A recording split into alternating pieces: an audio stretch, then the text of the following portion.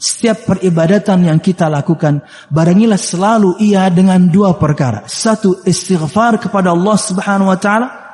Karena dalam prakteknya ibadah kita mungkin tidak sesempurna itu. Ada kesalahan sana dan sini dan kita mohon ampunan. Dan juga yang kedua, di saat yang sama kita bersyukur kepada Allah Subhanahu wa taala karena Allah beri taufik kepada kita. Karena Allah mudahkan untuk kita menjalankan ibadah tersebut. Assalamualaikum warahmatullahi wabarakatuh. Innal hamdalillah nahmaduhu wa nasta'inuhu wa nastaghfiruh wa na'udzu billahi min shururi anfusina wa min sayyiati a'malina. May yahdihillahu fala mudilla lahu wa may yudlil fala hadiya lahu. Ashhadu an la ilaha illallah wahdahu la syarika lahu وأشهد أن محمدا عبده ورسوله. قال الله تعالى في القرآن الكريم: أعوذ بالله من الشيطان الرجيم يا أيها الذين آمنوا اتقوا الله حق تقاته ولا تموتن إلا وأنتم مسلمون. يا أيها الناس اتقوا ربكم الذي خلقكم من نفس واحدة وخلق منها زوجها وبث منهما رجالا كثيرا ونساء واتقوا الله الذي تساءلون به والأرحام إن الله كان عليكم رقيبا. يا أيها الذين آمنوا اتقوا الله وقولوا قولا سديدا يصلح لكم أعمالكم ويغفر لكم ذنوبكم ومن يطع الله ورسوله فقد فاز فوزا عظيما. فإن أصدق الحديث كتاب الله وخير الهدي هدي محمد صلى الله عليه وسلم وشر الأمور محدثاتها فإن كل محدثة بدعة وكل بدعة ضلالة وكل ضلالة في النار. أما بعد. Hadirin jamaah Jumat rahimakumullah. Alhamdulillah, segala puji dan syukur marilah kita haturkan kepada Allah Subhanahu wa taala. Kemudian salawat serta salam semoga selalu tercurah kepada junjungan besar Nabi kita Muhammad sallallahu alaihi wasallam, juga beserta para sahabatnya, keluarganya dan segenap kaum muslimin yang selalu istiqamah berpegang teguh dengan Islam sampai hari kiamat kelak. Hadirin jamaah Jumat rahimakumullah, di antara cara kita mengenali satu perkara itu ibadah atau tidak adalah dengan mengetahui bahwasanya Allah Subhanahu wa taala atau nabinya Muhammad sallallahu alaihi wasallam memerintahkannya. Maka jika dalam firman Allah Subhanahu wa taala atau sabda Nabi Muhammad sallallahu alaihi wasallam disebutkan perintah-perintah tertentu, maka yakinlah perkara tersebut adalah ibadah kepada Allah Subhanahu wa taala. Yang kedua, jika Allah Subhanahu wa taala dalam ayatnya atau Nabi Muhammad sallallahu alaihi wasallam dalam hadisnya menjanjikan pahala tertentu untuk satu perkara, maka jika Anda dapatkan dalam firman Allah Subhanahu wa taala janji-janji, dan juga kemudian sabda Nabi Muhammad SAW janji-janji akan pahala tertentu setelah seorang mengamalkan amalan tertentu, maka yakinlah amalan tersebut adalah ibadah kepada Allah Subhanahu wa taala.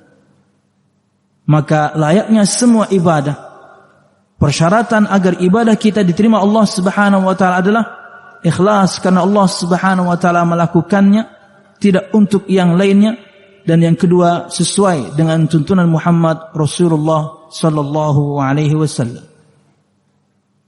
Dan berkaitan dengan bahasan kita pada kesempatan siang hari ini berkaitan dengan al-istighfar, memohon ampunan kepada Allah Subhanahu wa taala. Allah Subhanahu wa taala menyebutkan dalam ayat-ayatnya dan juga Nabi Muhammad SAW dalam hadis-hadisnya perintah kepada kita semuanya agar kita selalu memohon ampunan kepada Allah Subhanahu wa taala. Maka istighfar ini jamaah, memohon ampunan selalu kepada Allah Subhanahu wa taala adalah peribadatan kepada Allah Subhanahu wa taala. Dalam ayat-ayat haji misalnya, dalam ayat-ayat haji 196 dan selanjutnya dari surah Al-Baqarah, Allah Subhanahu wa taala berfirman, "Tsumma afidhu min haitsu afadhan nas wastaghfirullah." Kemudian bertolaklah kalian sebagaimana segenap umat manusia juga bertolak, dan mohonlah ampunan kepada Allah Subhanahu wa taala. Berkata Syekh Abdul Razzaq, maksud dari bertolak di sini adalah bertolak pergi ke Mina. Karena kita tahu bahwasanya di antara rentetan manasik haji, akhirnya itu ada di Mina. Yaitu tanggal 11, 12 dan 13 Dzulhijjah dengan amalan inti melempar jamarat. Baik itu yang ula, wusta dan juga yang kubra atau aqabah. Masing-masing 7 kerikil dan dimulai dari sejak tergelincirnya matahari sampai besok harinya. Inilah akhir dari peribadatan dari rentetan semua manasik haji. Inilah yang dimaksudkan, yakni perintah Allah Subhanahu wa taala, kemudian bertolaklah kalian sebagaimana semua umat manusia juga bertolak masuknya menuju ke Mina, akhir dari rentetan semua ibadah haji. Kemudian apa kata Allah? Wastaghfirullah, dan mohonlah ampunan kepada Allah Subhanahu wa taala. Perintah memohon ampunan kepada Allah Subhanahu wa taala setelah menjalankan ketaatan. Kalau bertobat kepada Allah Subhanahu wa taala, minta ampun kepada Allah Subhanahu wa taala sebelumnya bermaksiat, standar. Sudah semestinya seperti itu. Kata Nabi Muhammad SAW, wa atbi'is sayyi'atal hasanata tamhuha, dan ikutilah selalu, barengilah selalu perbuatan yang buruk atau dosa dengan kebaikan atau ketaatan, niscaya akan menghapuskannya. Di antaranya taubat dan istighfar, standar. Memang seharusnya seperti itu. Tapi yang sedang kita bahas adalah setelah menjalankan begitu banyak ketaatan, kok kemudian minta ampun. Tanggal 8 mabit di Mina, tanggal 9 wukuf di Arafah, malam tanggal 10 kemudian mabit di Muzdalifah, tanggal 10-nya tawaf balik ke Makkah, kemudian sa'i, kemudian melempar jumrah aqabah, kemudian tahallul, kemudian menyembelih. Semua ketaatan kepada Allah Subhanahu wa taala. Intens sekali ibadah seorang kepada Allah Subhanahu wa taala. Salat ini dan itu, zikir ini dan itu, doa ini dan itu, semuanya ketaatan selama 6 hari tersebut.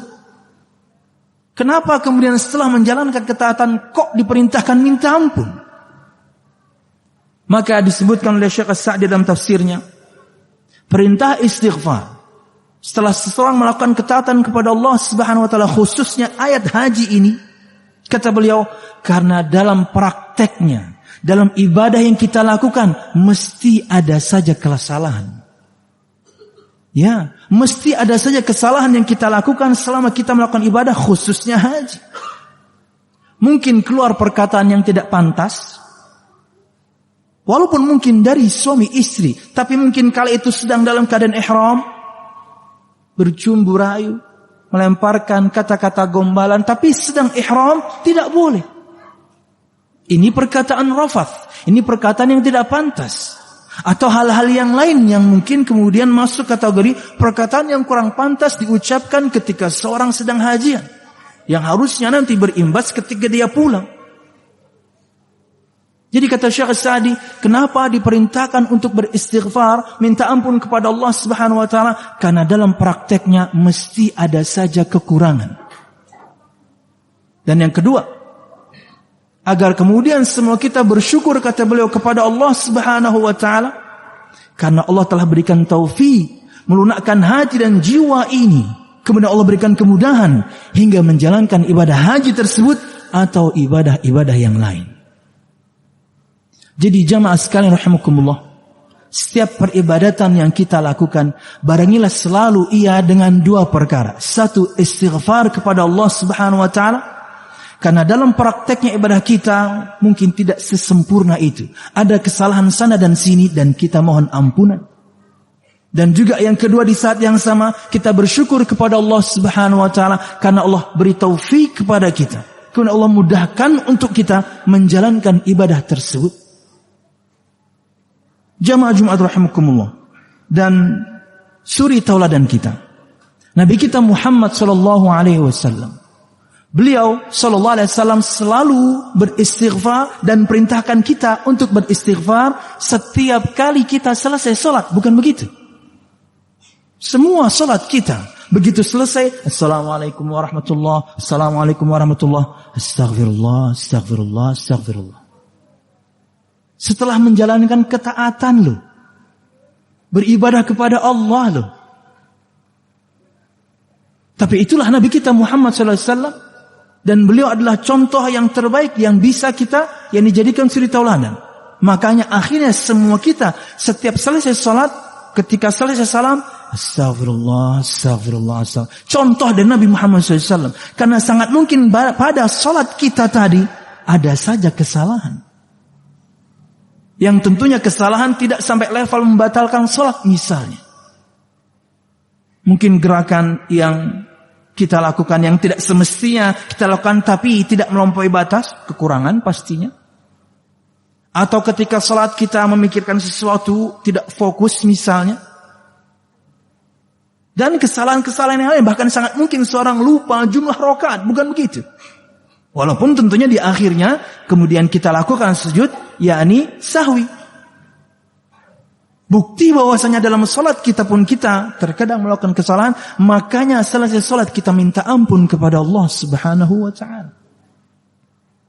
Kemudian dalam firman Allah misalnya, berkaitan dengan orang-orang yang salat malam tanpa mensucikan siapapun, semua pian mungkin. Dan ini di antara sifat hamba-hamba Allah Subhanahu wa taala. Kata Allah, "Wabil asharihum yastaghfirun." Dan di waktu-waktu sahar, di waktu-waktu sahur, akhir malam. Beberapa saat sebelum terbitnya fajar itu namanya waktu sahur.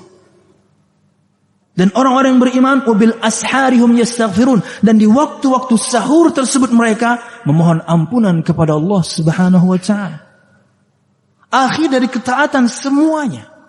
Dari subuh, zuhur, asar, maghrib, isya, kemudian tengah malam dia salat malam, kemudian dia salat witir. Akhir dari kegiatan salat dalam sehari semalam, kemudian dia minta ampun kepada Allah Subhanahu wa taala, perintah dari Allah Subhanahu wa taala. Belum lagi kemudian setiap kali Nabi Muhammad SAW melakukan majlisnya, mesti beliau tutup dengan doa, dan di dalamnya ada istighfar yang kita kenal dengan doa kafaratul majlis. Subhanakallahumma wa bihamdika asyhadu an la ilaha illa anta astaghfiruka wa atubu ilaik. Bukan begitu? Semua dai melakukannya, semua penceramah melakukannya. Sebelum majlis selesai mesti berdoa kepada Allah Subhanahu wa taala dan minta ampun. Kan habis menjalankan ketaatan itu. Si dai berceramah, si mustami mendengarkan ceramah, semuanya dalam peribadatan, menjalankan ketaatan kepada Allah Subhanahu wa taala, kok minta ampun? Karena sangat mungkin kemudian di sela-sela pengajian tersebut ada saja kesalahan yang kita lakukan hingga kita minta ampun kepada Allah Subhanahu wa taala. Bahkan disebutkan di hadis yang lain, kata Nabi Muhammad SAW, tidak ada satu majlis yang sangat mungkin kemudian di dalamnya terjadi beberapa kesalahan, tapi kemudian di akhirnya dia tutup dengan doa kafaratul majlis seperti yang disebutkan tadi, kecuali Allah Subhanahu wa taala akan mengampuni dosa-dosa yang dia lakukan tadi. Bahkan jamaah, akhir dari hidup Nabi Muhammad SAW ditutup dengan istighfar. Ya, di beberapa riwayat dari Aisyah radhiyallahu anha, sebelum masuk pada poin tersebut, kata Aisyah radhiyallahu anha, Nabi Muhammad SAW bersabda, "Ma min nabiyyin yamrudu illa khuyyira baina dunya wal akhirah." Tidak ada seorang nabi pun yang sedang sakit kecuali dia akan diberikan pilihan antara perkara dunia dan akhirat. Maksudnya lanjut sakit tapi kamu harus sabar, atau mau mati sekarang. Ini keutamaan untuk semua nabi dan rasul, kematian mereka itu diberikan pilihan. Oke. Kemudian kata Aisyah radhiyallahu anha, dan di hari Nabi Muhammad sakit, aku mendengarkan beliau bersabda, "Ma'alladzina an'amallahu 'alaihim minan nabiyyin was-siddiqin wasyuhada'i was-salihin."